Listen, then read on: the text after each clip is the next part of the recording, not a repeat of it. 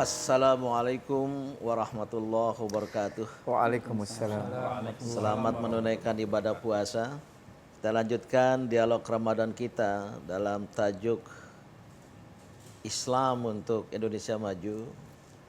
Hari ini kita perbincangkan tentang wacana kemajuan dalam Islam. Islam sering disebut sebagai agama kemajuan, dinul hadarah, agama peradaban, karena memang memiliki ajaran-ajaran yang mendorong kepada kemajuan.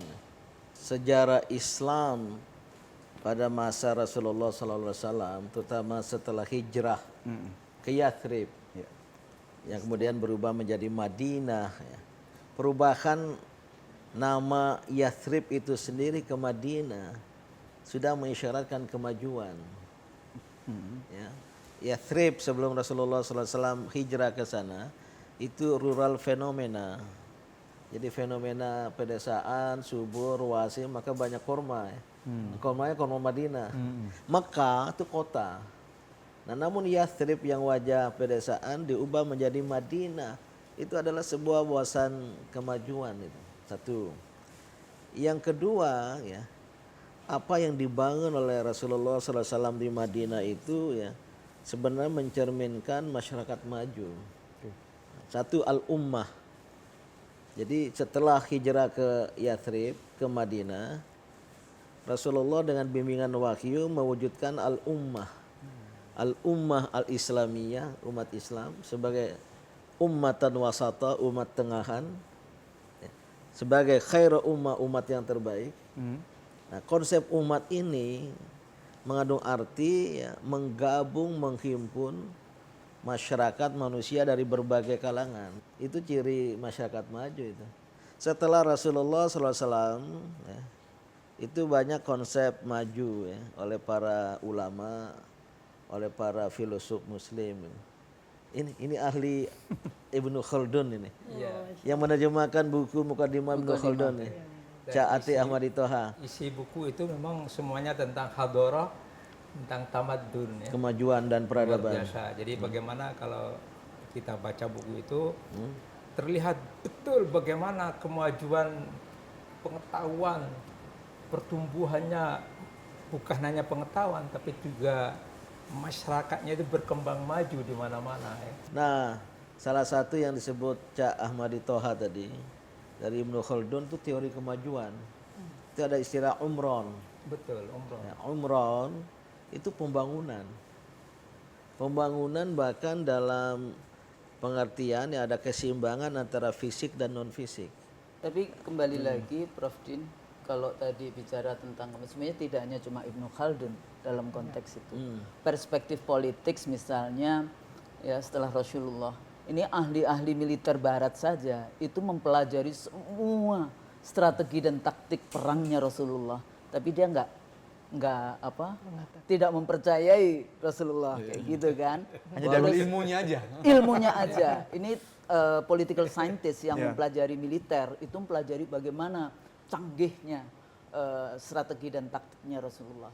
Tapi kembali lagi kepada pemikiran, sebetulnya ditengarai juga katanya Marx itu juga membaca bukunya Ibnu Khaldun tentang teori ekonomi nilai lebih. Marx itu 1800-an, ini 500-600 tahun sebelumnya buku itu sudah ada. Nah, kembali lagi sebetulnya kalau saya mengajar ilmu politik itu seringkali kita tuh lompat sejarahnya. Dari 350 tahun sebelum Masehi, Plato, Aristoteles dan Socrates, kemudian 350 tahun Masehi, Saint Augustinus, terus lompat ke John Locke, ke Rousseau dan sebagainya. Jadi dilompati itu yang namanya Rasulullah, Al-Farabi, Al-Mawardi, Ibnu Khaldun, Ibnu Taimiyah, semua dilompati semua itu. Nah, ini jadi persoalannya Islam sendiri, kita sendiri tidak mempelajari. Wah, menarik ini. Dan bahkan tidak mempercayai.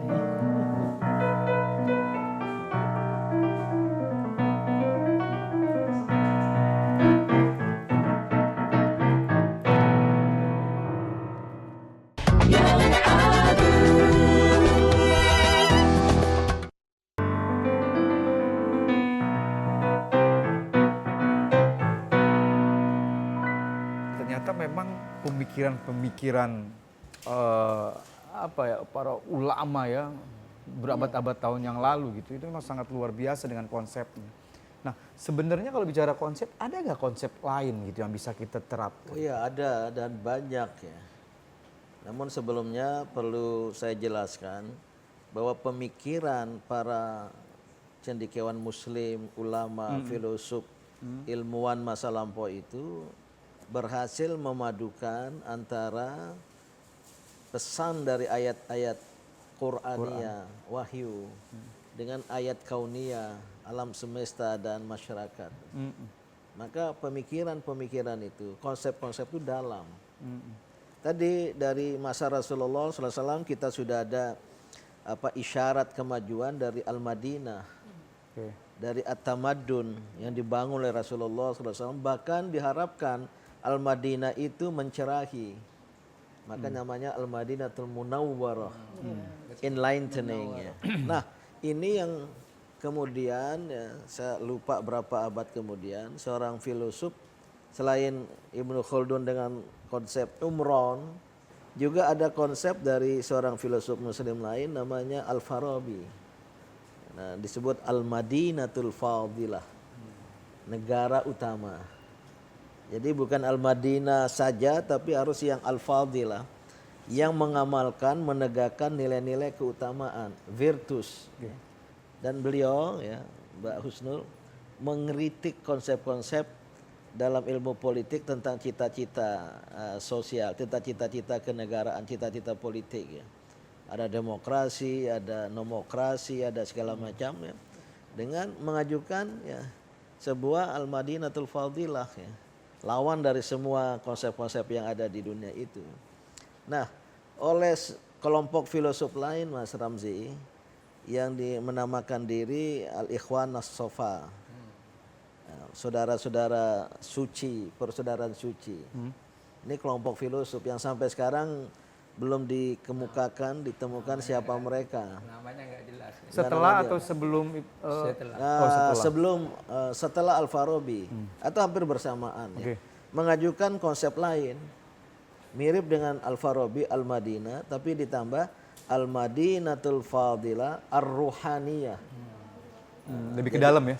Negara utama yang berwajah spiritual. Kerohanian, agar jangan meninggalkan terata kerohanian. Pada tingkat ini, negara Indonesia dengan Pancasila itu titik Konsepnya di situ. kerohanian dengan ketuhanan yang Maha Esa. Itu sangat-sangat kuat sekali ya. Jadi Ikut diskusi. karena saya mempelajari tentang Al-Farabi juga ya, kebetulan. Nama sekolahnya Al-Farabi.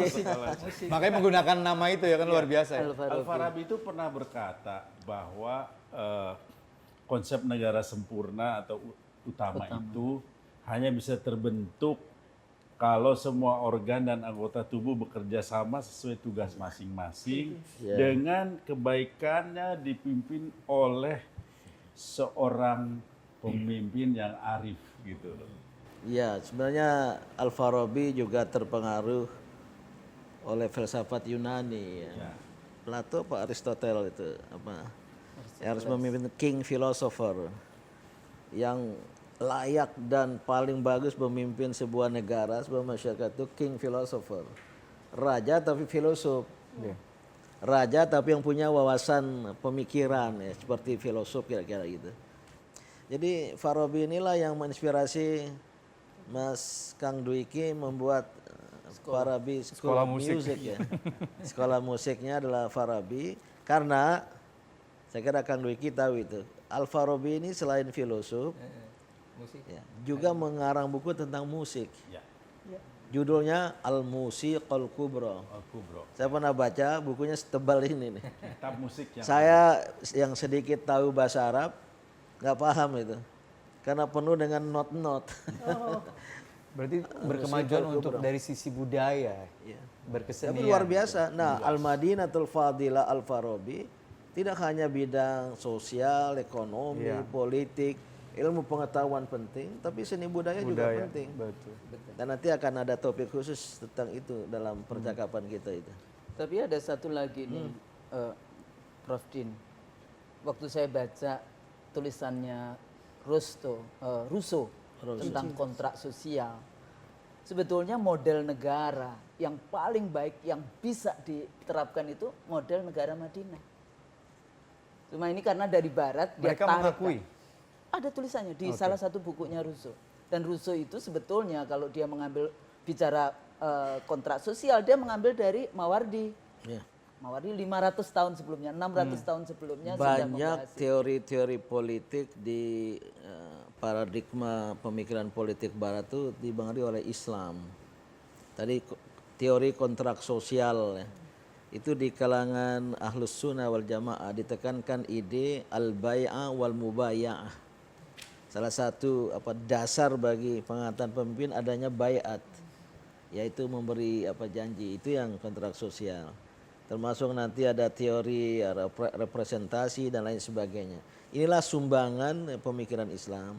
Tapi dalam kaitan dengan yang kita bahas ini ya, jadi negara yang berkemajuan, Indonesia maju ya, ini ada dasar dalam Islam. Islam berbicara tentang kemajuan dan saya berpendapat bahwa negara Pancasila sebagai Indonesia maju, negara maju adalah beririsan, kalau tidak berhimpitan dengan nilai-nilai Islam, karena Pancasila itu sendiri ya mengandung nilai-nilai Islami gitu.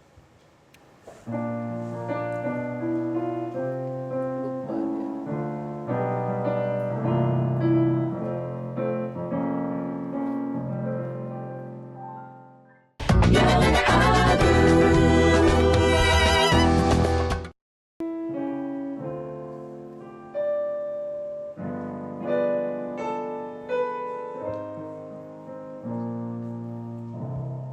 Abang, Ya. kira-kira wacana kemajuan Islam kita yang bisa diterapkan dari pemikiran filosof-filosof kita yang terdahulu, kira apa yang pas untuk saat ini itu apa ya kira-kira yang bisa? Ya, terkait dengan negara maju seperti Indonesia maju, Islam tadi sudah kita survei ya. Dari zaman Nabi Muhammad SAW ada konsep-konsep. Tapi konsep itu tidak berbeda satu sama lain ya. Karena akarnya sama, saling terkait. Al-Quran, Al-Hadis, cuma ada aksentuasi penekanan sesuai dengan zamannya. Ini yang sekarang mulai dilirik oleh dunia ya, ketika indeks kemajuan itu ya, bukan hanya yang bersifat fisikal, material, tapi sudah ada indeks kebahagiaan. Ya. Maka ada beberapa negara Itu paling negara bahagia. Buton. Hah? Negara Buton tahun 1974 itu membuat indeksnya salah satunya adalah kebahagiaan dan itu menjadi isu yang luar biasa termasuk di Jerman waktu itu. Tapi menariknya saya pernah baca tuh, ada urutan negara terbahagia di dunia. Tapi mereka juga tidak memberikan ruang yang banyak untuk agama. Tapi mereka mengatakan bahagia. menjalankan Tapi nggak Jauh apa-apa. dari agama, tapi Iya. mereka mengklaim agama. Konsep Iya. kebahagiaannya harus jelas. Tapi ditambahkan lagi mungkin nanti Prof. Vin bisa angkat kontribusi pemikiran Islam kita sebagai aktivis perempuan. Itu salah satu kan seringkali disebut misconception terhadap konsep Islam terhadap perempuan.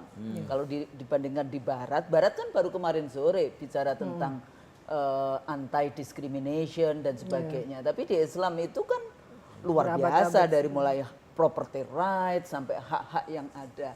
Nah ini sebetulnya balik lagi kalau kita berkemajuan tanpa membawa perempuan dan anak-anak maka jangan berpikir bahwa negara itu maju. Saya kira ayat-ayat Al-Quran, Al-Hadis banyak sekali berbicara tentang betapa mulianya peran kaum wanita ya. Walaupun belum dipahami secara mendalam dan bahkan disalahpahami sehingga terjadilah kesalahpahaman karena ada paham yang salah tentang kaum perempuan, tapi ini juga menjadi indikator negara maju ya.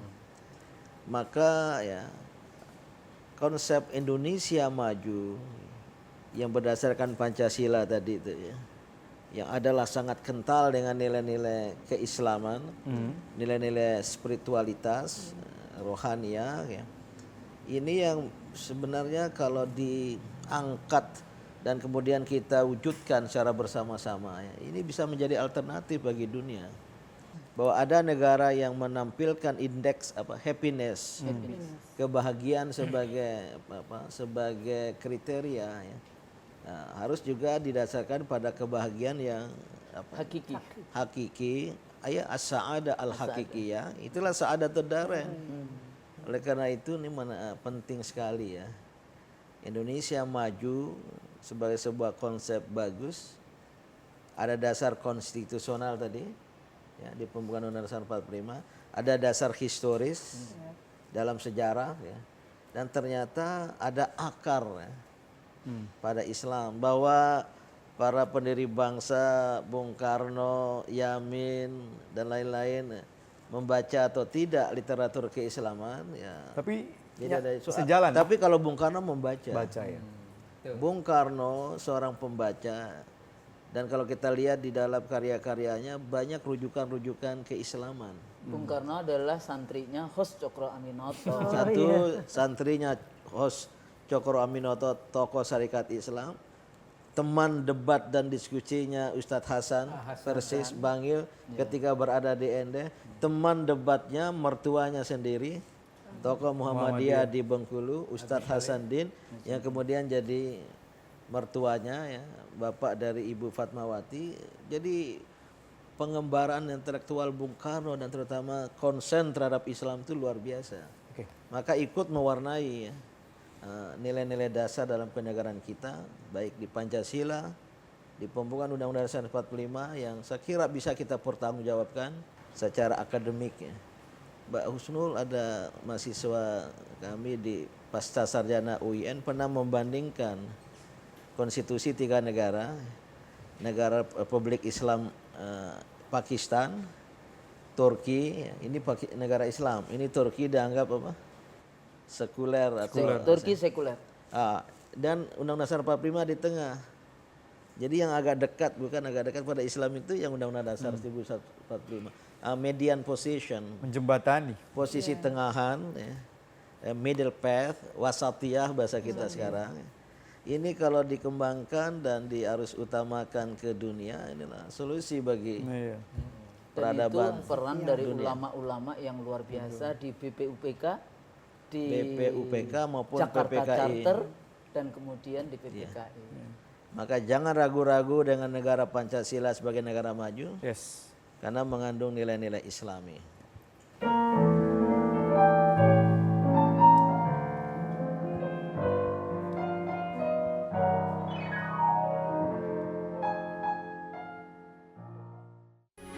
Metro TV